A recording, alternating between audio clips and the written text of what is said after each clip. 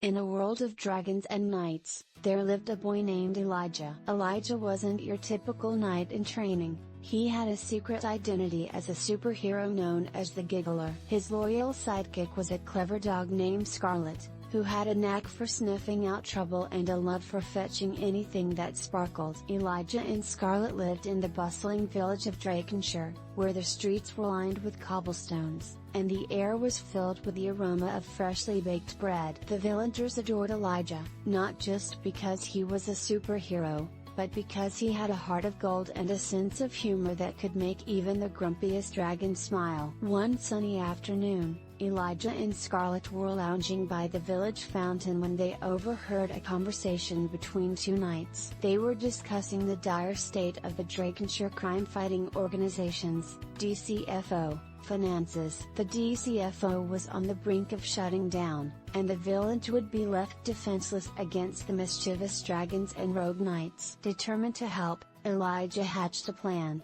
He decided to host a stand-up comedy night to raise money for the DCFO. Elijah had always been the class clown, and he figured his superhero persona could add an extra layer of excitement to the event. Scarlett, ever the supportive sidekick, wagged her tail in agreement. The night of the comedy show arrived, and the village square was packed with eager faces. Elijah, dressed in his superhero costume, took the stage with Scarlett by his side. The audience roared with laughter as Elijah cracked jokes about dragon breath and nightly mishaps. Everything was going smoothly until a group of alien fans, who had traveled from a distant galaxy, started heckling him. "Hey, Giggler!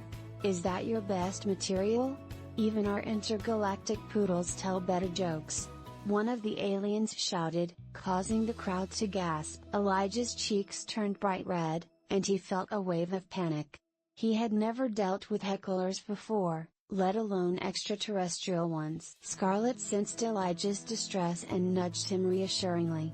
Elijah took a deep breath and remembered his superhero training. He decided to turn the situation around by using his powers to enhance his comedic performance. With a flick of his wrist, Elijah created a holographic image of a dragon trying to fit into a knight's armor, causing the crowd to burst into laughter. He then used his super speed to perform a series of slapstick routines, dodging imaginary dragon flames and tripping over invisible swords. Scarlett joined in, fetching imaginary dragon tails and playing dead dramatically. The aliens, impressed by Elijah's quick thinking and comedic prowess, began to cheer instead of jeer. Elijah's confidence soared, and he continued to entertain the crowd with a mix of jokes, physical comedy, and superhero antics. By the end of the night, the villagers were in stitches, and the donation box was overflowing with coins. After the show, the leader of the alien fans approached Elijah and Scarlett.